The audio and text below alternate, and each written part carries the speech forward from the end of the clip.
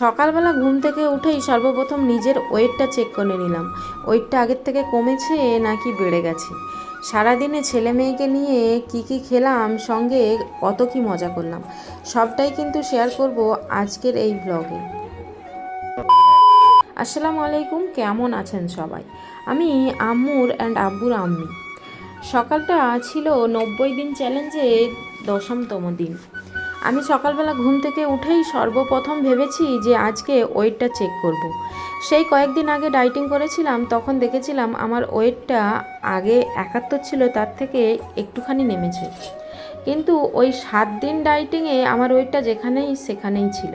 আমার বরের কিন্তু 4 থেকে 5 কেজি কমেছিল, আমার কিন্তু কমেনি। কারণ ওই কয়েকদিন আগেই আমি একটু এক্সারসাইজ করতে আমার 4 থেকে 5 কেজি কমেছিল, সেই জন্য।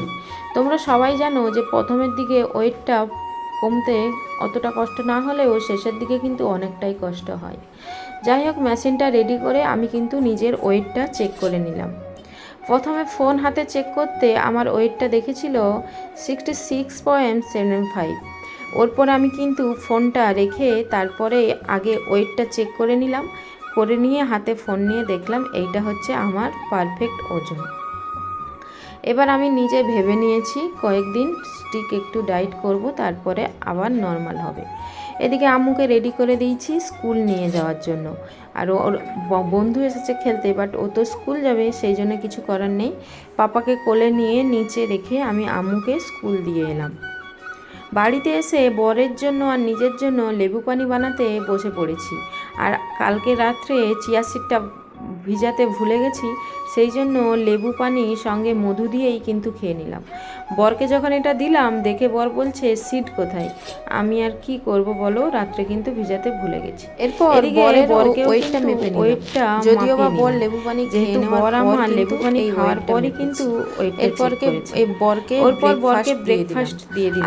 আজকে বর স্কুল যায় না, বাড়িতে আছে, কারণ বরের হচ্ছে মাটি দিতে যাবে, সেই জন্য ওনাকে মাটি দিতে যাবে, বাড়িতেই আছে, সেই জন্য বর বাড়িতে আছে। বর ব্রেকফাস্ট করছে আর আমার পাপা ক্লাসে, আমার পাপা বসে বসে এমন ভাবে খেলা করছে দেখো। তার এই যে দেখতে পাচ্ছ মেশিনটা, এটা কিন্তু আমি এই মেশিনটা আমি অনলাইন থেকে নিয়েছি। তোমরা যদি চাও তাহলে আমাকে বলো, আমি কিন্তু তোমাদেরকে লিংকটা প্রোভাইড করে দেবো। প্রত্যেকটা বাড়িতে একটা করে ওয়েট মেশিন থাকাটা কিন্তু অনেকটাই ভালো। আর যখন ইচ্ছা ওয়েটটা চেক করে নিতে পারো। আর যারা তো ডায়েটিং করছে বা এক্সারসাইজ করছে, নিজেকে ফিট রাখার চেষ্টা করছে, তাদের জন্য তো এইটা এতটা ভালো কি বলবো। আমি সবসময় ভাবতাম আমার বাড়িতে কিছু থাকুক না থাকুক, ওয়েট মেশিনটা যেন মাস্ট থাকে। আর সেটাই কিন্তু ভালো করে বেছে কিনে নিয়েছি, আর এখন আমি অনেক হ্যাপি।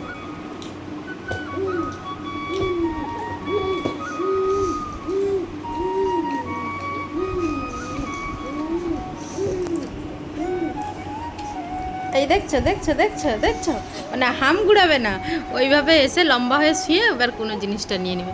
পাপা তুমি এনে দুধ হয়ে গেছো। বর আমার ব্রেকফাস্ট করে চলে যাচ্ছে ওনাকে দেখতে। যদিও বা ওনার বাড়িটা আমাদের বাড়ি থেকে সামান্যখানেই দূরে, আমার যাব না, কিন্তু ছোটো বাচ্চা নিয়ে, সেই জন্যই আমি গেলাম না। বর চলে যাচ্ছে। ওদিকে আমার পাপা বসে বসে খেলা করছে।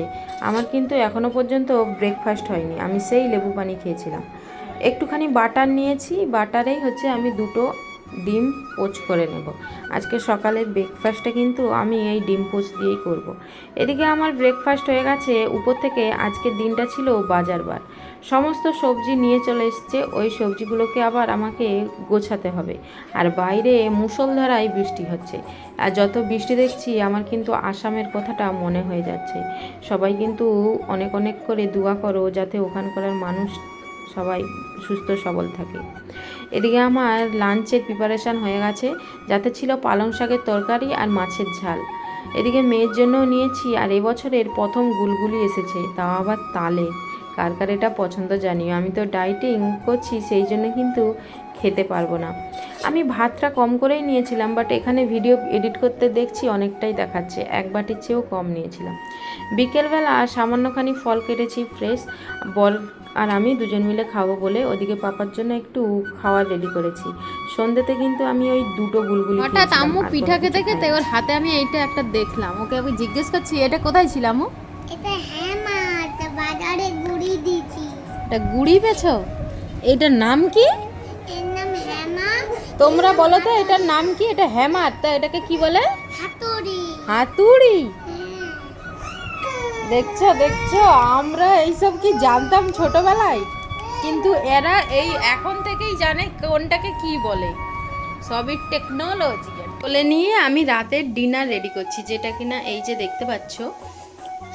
কি বলে এটাকে সাধারণত, আমাদের তো এটা বলি সুদ চাকলি, যেটা কিনা সামান্যখানি ওই চাল গুঁড়ি ছিল ওটাকে দিয়েই করছি, আর দুধ দিয়ে খাওয়া বলে। যেহেতু এখন 8টা মতো বাজে, সারাদিনে মানে খুব মেনটেন করে খেয়েছি আমি। ওখানে একটা হয়ে গেছে ওইটা, আর 1 বাটি দুধ নেব। চলো ঢেলে নিই, তারপরে বলছি।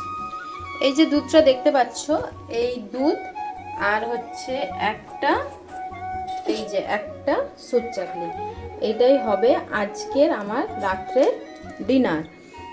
আর সত্যি আমি আজকে সকালবেলা তো ওজনটা মেপে দেখেছি, এবার একদমই 1 সপ্তাহ পর দেখবো কতটা কি হয়। ভাবছিলাম রুটি করব, বাট বরের ইচ্ছে হলো এইটা খাওয়ার, এই জন্য এটা করছি। ঠিক আছে, ঝটপট খেয়ে নিই। বর অফিস থেকে এসেছে, ইনি মহাশয় দেখতে পেয়ে গেছে। পাপা পাপা, ওই দেখো আব্বাজি এসে গেছে। 2 হাত তুলে দিচ্ছে, মানে ও দেখে নিলেই হলো, কারণ সারাদিন পর যেইটুখানি সময় দেখতে পাই 2 হাত উপরের দিকে তুলে দিবে, এবার ওকে নিতে হবে। পাপা আব্বাজি কই গেল? কই গেল আব্বাজি? আব্বাজি নেই, পালিয়ে গেছে, তো পালিয়ে গেছে, চলে গেছে। এদিকে দেখো, কি গো কেমন দেখছে দেখো, এই দেখো এই দেখো। নাও না তাকে একটু, না নিবেনি। পাপা এই যে কি দেখো, ইয়ে ইয়ে ইয়ে, কুচি। আর ওর দিকে দেখো, একটা লিখছে, একবার ঘুম পাচ্ছে। লিখো কমপ্লিট করো।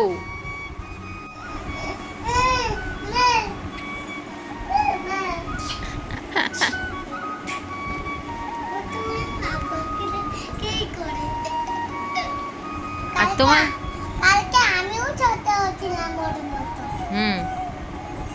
ছোট হয়ে কি করছিলে? তুমি ওর পেটে ছিলে, ভাইয়ের ছোট হচ্ছিল, তো আমি ছোট হচ্ছি। আমিও পেটে ছিলি। হ্যাঁ, পাকা বুড়ির মতো কথা।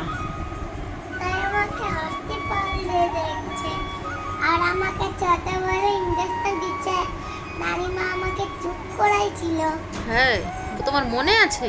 হ্যাঁ। কোথায় ইঞ্জেকশন দিয়েছিলে তোমাকে? হসপিটালে? তোমাকে যে তোমার যখন তুমি বমি করছিলে, তুমি ডাক্তারখানায় নিয়ে আসতে, এর থেকে আমি বের হয়েছি, আমাকে ইঞ্জেকশন দিচ্ছে। হ্যাঁ, এত কথা কোথা থেকে জানলে তুমি? এক্ষুনি জেনে গেছি আমি। নিজে জেনে গেছো? সত্যি বলে না, এখন বাচ্চা সব একটু বেশি অ্যাডভান্স, সেটা হচ্ছে আমার মেয়েকে দেখলে আমি ভালোভাবে প্রমাণ পাই। আমি ওর মতো ছিলাম। এরপর ছেলে মেয়ের সঙ্গে খেলতে খেলতেই শেষ হলো আমার 90 দিন চ্যালেঞ্জের 10ম দিন। আপনারা সবাই দোয়া করবেন যেন আমি এই 90 দিন চ্যালেঞ্জটা সফলভাবে শেষ করতে পারি, আর ডায়েটটাও ঠিকঠাক মেনটেন করতে পারি। আজকের ভিডিও যদি ভালো লাগে তাহলে একটা লাইক, কমেন্ট অ্যান্ড শেয়ার করতে একদমই ভুলবেন না। দেখা হবে আগামীকাল নতুন ভিডিওতে। ততক্ষণের জন্য সবাই ভালো থাকবেন, সুস্থ থাকবেন। আল্লাহ হাফেজ।